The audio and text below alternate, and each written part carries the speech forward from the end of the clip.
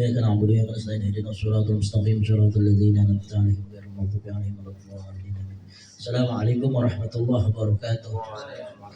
الحمد لله على نعمة الإيمان والإسلام وكفى بهما بنعمة وفوض أمري إلى الله إن الله بصير بالعباد يا نعم المولى ويا نعم النصير ولا حول ولا قوة إلا بالله العلي العظيم. حضرة المقربين, para sahabat, para jamaah yang dirahmati Allah Subhanahu wa taala. Alhamdulillah kita berkumpul di tempat yang mulia ini dalam rangka taklim kita setiap malam Jumatnya.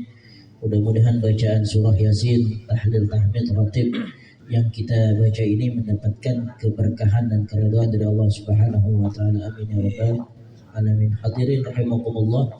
Malam ini sudah memasuki malam kurang lebih ke 19 Rajab. Berarti kurang lebih 1 bulan lagi kita akan melaksanakan nisfu Sya'ban. Nisfu Sya'ban jatuh pada tanggal yaitu 2 Februari, tepatnya Senin malam Selasa. Biasanya kalau penutupan musola biasanya duluan, kalau enggak akhir ataupun juga dibarengin juga nisfu Sya'ban. Tetapi di dalam hal tersebut di bulan Rajab ini tiada lain adalah di mana bulan Allah Subhanahu wa taala mengharamkan min arba'ati ashhur hurum, yaitu tiada lain adalah di mana 4 bulan yang diharamkan oleh Allah, dimuliakan oleh Allah Subhanahu wa taala. Jadi itu 4 bulan ini, 1 mencar, 3 bergandengan.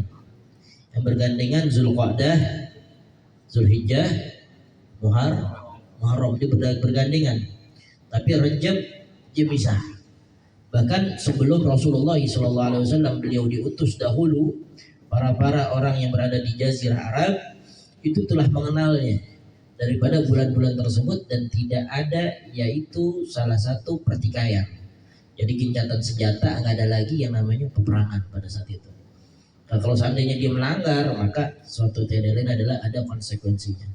Nah, di bulan Rajab ada salah satu peristiwa yang paling menakjubkan.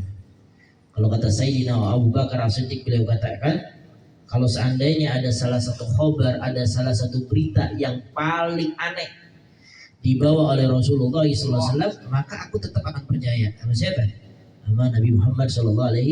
Kenapa? Karena Rasulullah dari mudanya sudah terkenal dengan Al-Amin. Apa Al-Amin? Terpercaya, suntik, fatonah. Jadi itu sifat-sifat wajib bagi Rasulullah itu sudah disifatinya. Sebelum apa? Sebelum Rasulullah beliau diangkat menjadi seorang nabi dan rasul. Pada suatu ketika Rasulullah pernah nih, zaman-zaman masih muda, umur 13 tahun, diajak nonton hiburan. Jadi itu hiburan bukan sekarang doang. Sekarang udah banyak banget. Ada Families Group, pasti deh tuh ya kan. Adela, Mardatila, baru lagi Atenos. Tuh ini ada nyaut di bawah tuh, dengerin. Ada Atenos. Jadi di zaman Rasulullah beliau masih mudanya tuh ada di Jazirah Arab yang hal-hal kayak begitu. Akhirnya nih Rasulullah nih, Nabi Muhammad masih muda, masih kecil tuh, masih kayak utun nih. Diajak tuh nontonnya ke kerobokan gitu kan, misalnya kerobokan tuh pulau-pulau tuh. Nah ini Rasulullah diajak. Penasaran juga Rasulullah, sama manusia seperti kita. Lah hal hasil apa? Baru tengah perjalanan tuh, ya utun diajak nih ke sana ke pulau tuh, ke Patahila. Ada lapangan balong nggak? Tahu kan lapangan balong? Tahu gak tuh? Nggak tahu lapangan balong? Lapangan beken. Patahila. Itu tuh ke sana. Ini Rasulullah baru pertengah jalanan, matanya kriap ngantuk, yes. Emang kayak kita jos terus sudah, kita ayam pelitara anjing terus. Ini Rasulullah baru pertengahan perjalanan, Rasulullah matanya kriap tidur. Di mana? Di pinggiran di depan toko.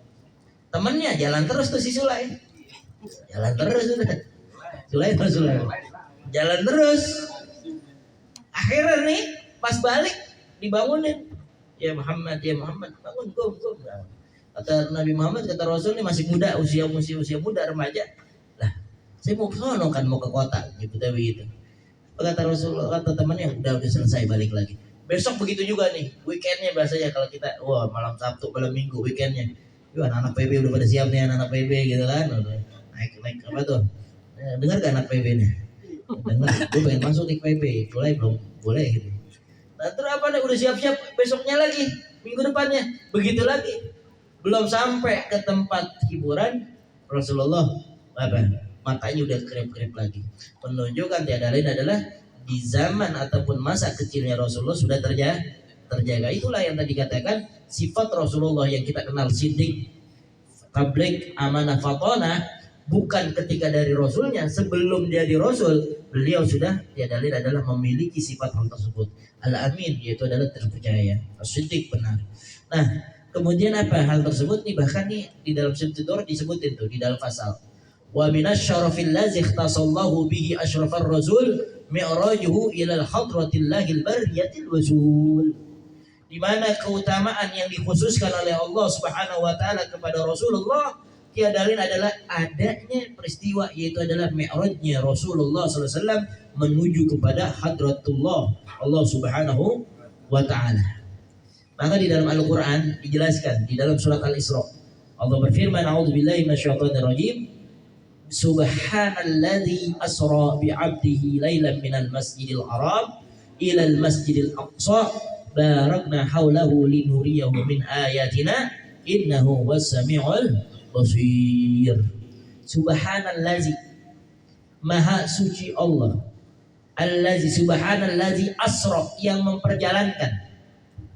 Ini kita nih, akih rumahnya dari mana? RT 6. Udah bukan dari 6 sekarang, dia 10.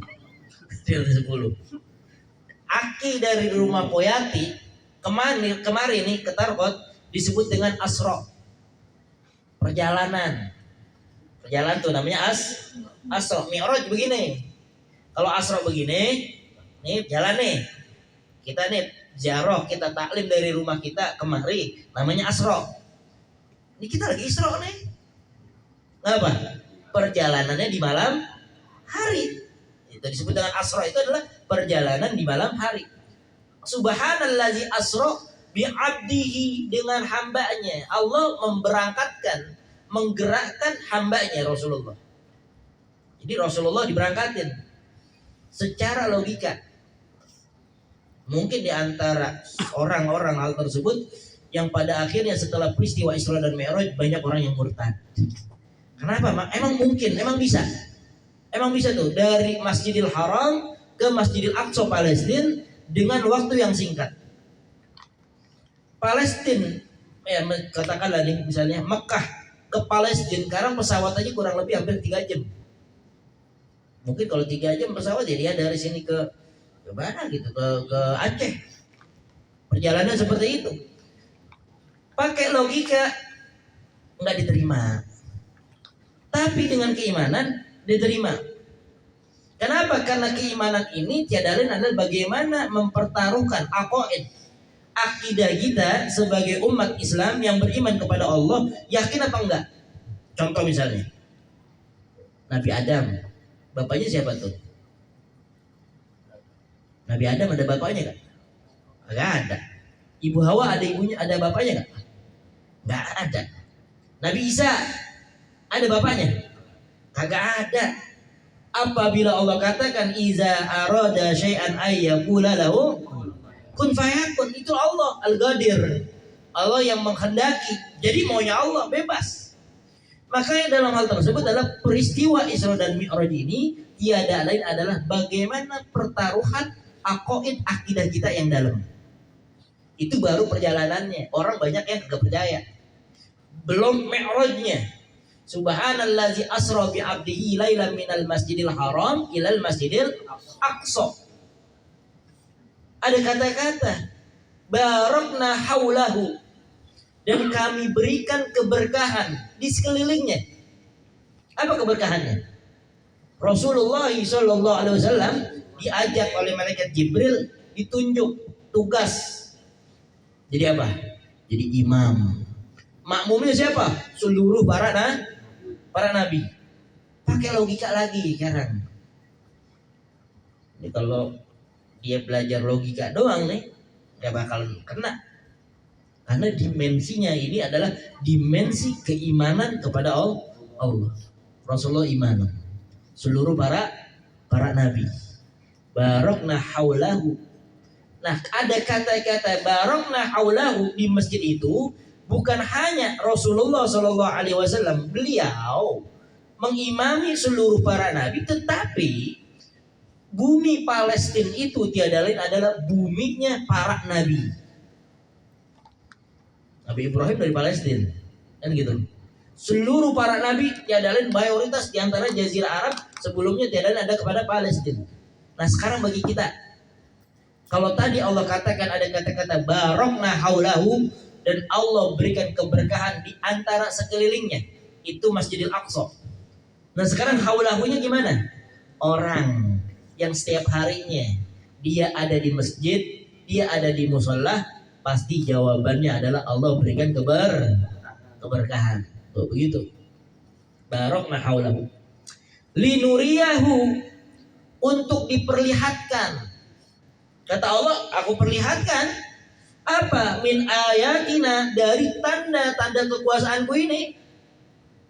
Makanya Allah Subhanahu wa ta'ala memberikan kepada kita 3 sumber cara mendapatkan hidayah. Pertama, dengan melihat. Innal absar, inna sam'a wal absar wal fuada. Dengan melihat, dengan mendengar, dengan hati. Sebagai apa? Sebagai sumber pengetahuan dan datangnya ibadah. Kata Imam Nawawi Al-Bantani di dalam kitab Mar'u Al-Labid, di dalam kitab Tafsir Munir, apabila dia seseorang, makanya saya bilang nih, kudu jalan-jalan, kudu jalan healing. Kayak tadi kan ada share tuh ya, healing. Ini di Tarkot aja, jalan ke Papandayan, jalan ke Gunung Gede, Kerinjani, seorang Kerinjani. Sombong amat, suruh jalan. Makanya kata-kata barokna haulahu linuriyahu itu apa? Allah Subhanahu wa ta'ala memberikan kepada Nabi Muhammad dipertamakan apa tuh? Dikenal dengan Amul Huzni, tahun kesedihan. Pertama ditinggal Rasulullah SAW dengan wafatnya istrinya ibunda Siti Khadijah. Yang kedua pamannya siapa? Abu Talib, Ali bin Abi Talib. Sebagai apa? Sebagai dekengannya Rasulullah ketika di Makkah. Ini nggak ada yang berani nyentuh Rasulullah. Orang hebat semua nih Rasulullah. Pamannya orang hebat, kakeknya orang hebat. Maka dengan demikian meninggalnya 2 orang ini, sehingga Allah dengan kudrahnya, dengan sunatullahnya memberikan salah satu peristiwa yang begitu dahsyat, yang disebut dengan Isra dan Mi'raj. Ini baru ngomongin masjidnya doang nih. Apa tadinya? Ada kata-kata linuriyahu min ayatina, agar aku berikan kepada kalian apa? Ku perlihatkan tanda-tanda kekuasaan Allah. Apa maksudnya? Kalau kata Allah, gimana mau gue yang Tuhan berhak segala macam. Lalu hal tersebut dengan cara tadi dari Mekah ke Palestina, itu baru Isra, naik lagi ke atas, disebut dengan Mi'raj. Apa Mi'raj? Naik ke atas langit, berjumpa dengan Allah. Seluruh berkenaan dengan para hadis tiada lain adalah apakah Rasulullah melihat Allah langsung, tapi di sisi lain adalah yang mengatakan seperti halnya Nabi Musa juga melihat daripada cahaya. Nah, Rasulullah SAW singkat cerita diberikan pengetahuan, pembelajaran oleh para nabi, dan akhirat tiada lain adalah amanah dan wasiat untuk melaksanakan sholat 5 waktu. Apa tiada lain? As-sholatu mi'rajul mu'min. Sholat itu mi'rajnya orang yang beriman. Jadi kalau kata orang misalnya, apakah kita bisa mi'raj? Iya, bisa mi'raj secara hakiki. Bukan seperti mi'rajnya Rasulullah. Mi'rajnya kita orang yang beriman adalah dengan sholat. Apa dikatakan kesimpulan? Allah Subhanahu wa ta'ala mewajibkan kita sholat waktu adalah as-sholatu li dzikri. Sholat untuk mengingatku. Apakah bisa orang di lain daripada di luar sholat dia sholat? Itu yang Allah katakan. As-sholatu alal sholatil wusta. Sholatlah engkau di antara di sholat waktu pertengahan. Apa maksudnya?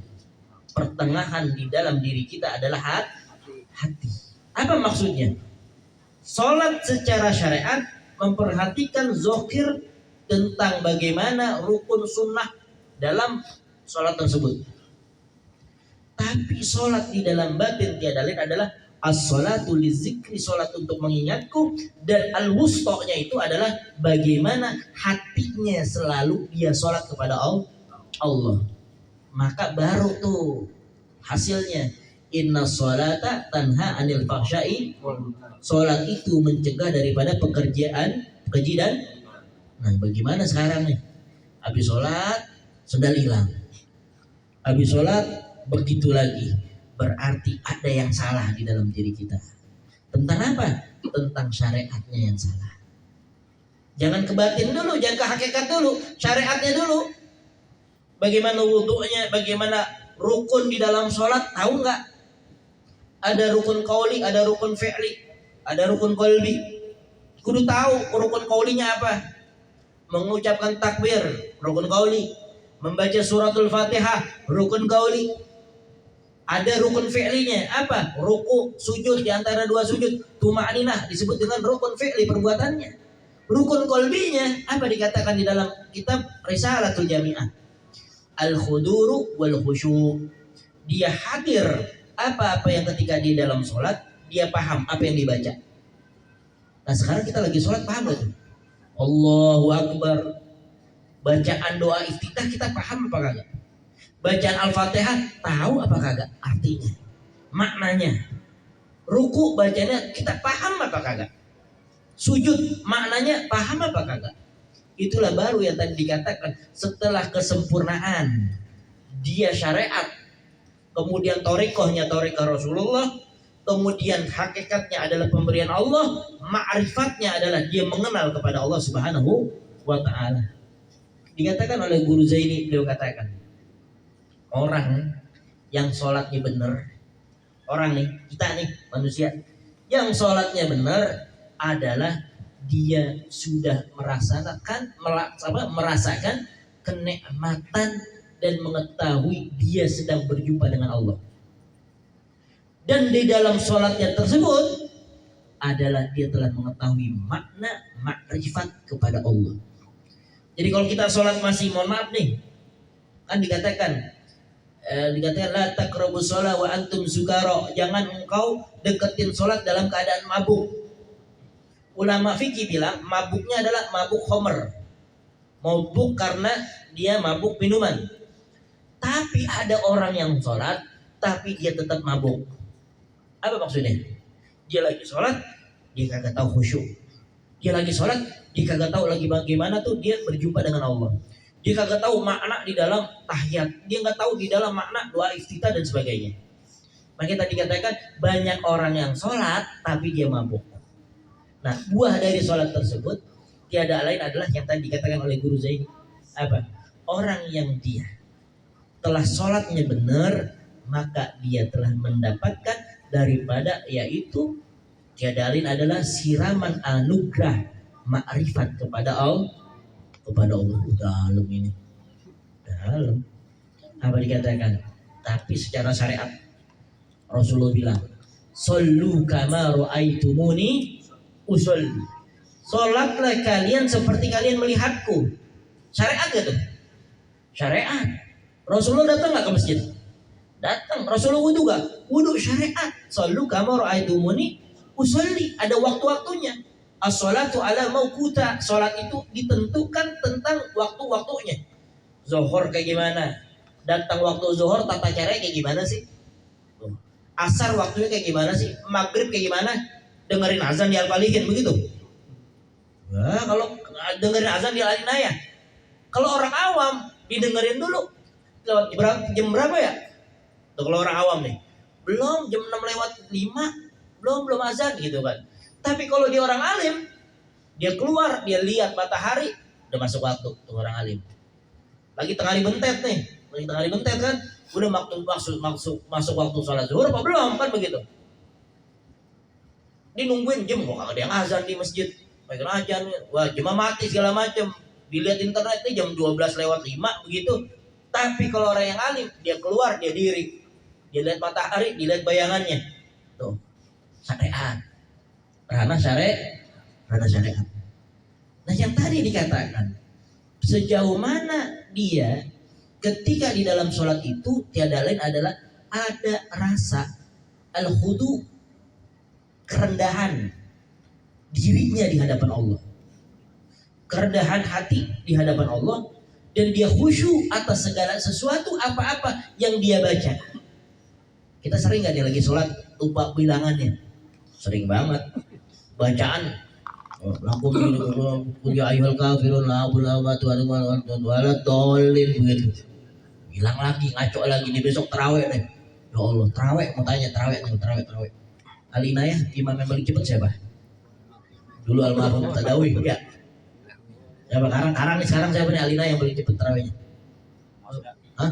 Masda. Kiai dari mana? Oh, dari Jepara. Masda. Ini kita terawih. Cari yang cepet apa yang lama? Cepet. Kalau cepet cakep, bagus. Syarat sunnah rukunnya kena semuanya. Tumanina kena, bagus. Bacaan juga bagus. Nah ini bacaan belentang-belentong. La ilaha illallah. Cepet banget, mau kemana? Ketika kita lagi sholat nih besok nih, kualitas kan begitu kan. Man shoma Ramadan imanan wa ihtisaban ghufira lahu ma taqaddama min. Itu kita kenalnya somanya doang. Man shoma Ramadan, siapa orang yang berpuasa. Tapi ada redaksi lain. Rasulullah bilang, wa man shomahu wa qomahu. Dia berpuasa dan dia juga melaksanakan tarawih. Qoma yaqumu qauman. Qum, apa dia maksudnya? Menegakkan, berdiri untuk melaksanakan sholat malam. Mau tanya ada nih anaknya Faisal, kemarin tarawih jempol berapa? Ada ngepol nggak kemarin? Utun, berapa ton? Banyak, main petasan mulu dah Utun. Ini siapa namanya nih?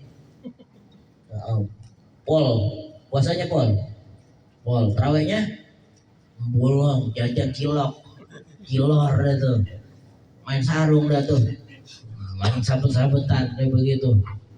Nah tuh, hal tersebut mana tadi kualitasnya? Nah kita nih orang yang terbebani disebut dengan hukum taklifi. Ini kita hukum taklifi nih. Islam balik berakal disebut dengan hukum taklifi. Islam balik berakal. Ini kita udah semuanya ada nih. Apan ada di sini, one back ada di sini. Tuh kan ayam tuh. One back ada nih. Islam balik berakal. Maka orang yang dia sudah Islam balik berakal wajib mengikuti syariat. Apa dalil orang yang dia nggak sholat? Man taroka sholatan muta'ammidan faqad kafara zihar. Siapa orang yang meninggalkan sholat dengan sengaja. Ntar kan subuh nih jam 4 masih live aja Mas dah. Masih live aja gue cekin. Sholat berhenti dulu subuh. Jangan sampai ntar sholatnya ketinggalan. Itu yang Rasulullah katakan, man taroka sholatan muta'ammidan faqad kafara ziharo. Siapa orang yang meninggalkan sholat dengan sengaja. Boleh gak sholat mengkinai? Boleh. Siapa? Kata Rasulullah, Rafi al-galam, diangkat itu kolam. Diantaranya adalah siapa? Yaitu al-majnun, orang yang gila. Boleh dia gak sholat. Tapi bagi kita nih Islam balik berakal tadi disebut dengan hukum taklifi, maka wajib menjalankan syariat. Syariat itu apaan sih syariat? Hukum ajaran yang dibawa oleh Rasulullah itu disebut dengan syariat. Makanya Rasulullah puasa, kita puasa. Rasulullah haji, kita haji. Rasulullah zakat, itu syariat itu segala. Tatanan hukum yang diambil dari sumber hukumnya, Al-Quran dan juga Al-Hadis. Nah, Maka dengan demikian ayat hadirakumullah sebagai penutup bahwasanya yang tadi, siapa orang yang dia meninggalkan sholat dengan sengaja, dia disebut dengan orang kafir yang nyata. Saya mau tanya nih sekarang, kita nyebut kafir siapa ya? Hah? Oke, kita nyebut kafir buat siapa? Orang non muslim, orang Nasrani, orang Yahudi kita sebut dia Kristen. Dia Kristen, dia Yahudi, itu disebut dengan apa? Disebut dengan kafir. Jangan marah nih dia jangan marah. Orang Kristen, orang Yahudi, Nasrani disebut kafir, jangan marah. Karena kita punya konsep sendiri. Ya, kita punya konsep sendiri. Oh, itu disebut dengan itu. Tapi ada orang yang dia beragama Islam, dia beriman, tapi dia nggak jalanin yang namanya syariat, dia bukan kafir disebutnya. Disebut dengan kufur. Apa sih kafir dan kufur? Kafir dan kufur itu artinya dia telah terhalang, dia telah tertutupi. Tertutupi dengan apa? Tertutupi hatinya bertentangan dengan ajaran Rasulullah. Maka Allah katakan, la in syakartum la azidannakum wa in kafartum inna azabi lasyadid. Jika engkau bersyukur kepadaku, aku tambahin. Tapi jika engkau kufur kepadaku, artinya apa? Membelakangi atas syariatku, menantangku, nggak mau bersyukur kepadaku. Inna azabi lasyadid. Itu adalah azabku sangat pedih. Kita berdoa kepada Allah dengan momentum daripada Isra dan Mi'rajnya ini. Allah Subhanahu wa taala berikan kita kekuatan, taufik dan hidayahnya dapat menjalankan sholat 5 waktu Allah, dan menjalankan daripada juga sholat sunnah-sunnah lainnya. Allah pertemukan kita di bulan Sya'ban di ini, kemudian Allah Subhanahu wa taala pertemukan kita di bulan suci Ramadan. Allah Subhanahu wa taala berikan kita kekuatan, keberkahan, rezeki yang halal, yang barokah, yang banyak dalam taat kepada Allah, sehingga kita di dalam melaksanakan bulan suci Ramadan dan berjalan dengan sebaik-baiknya, dengan istiqomah, penuh dengan keikhlasan, didasari dengan keimanan. Amin amin ya rabbal alamin. Al-Fatihah. A'udzubillahi minasyaitonir rajim. Bismillahirrahmanirrahim. Alhamdulillahi rabbil alamin arrahmanir rahim maliki yaumiddin. Iyyaka na'budu wa iyyaka nasta'in ihdinas siratal mustaqim. Shiratal ladzina an'amta 'alaihim ghairil maghdubi 'alaihim waladdallin. Rabbana taqabbal minna innaka antas samiul 'alim wa tub 'alaina. Rabbana atina fid dunya hasanah wa fil akhirati hasanah wa qina adzabannar. Subhanakallahumma wa bihamdika asyhadu an la ilaha illa anta astaghfiruka wa atubu ilaik. Assalamualaikum warahmatullahi wabarakatuh.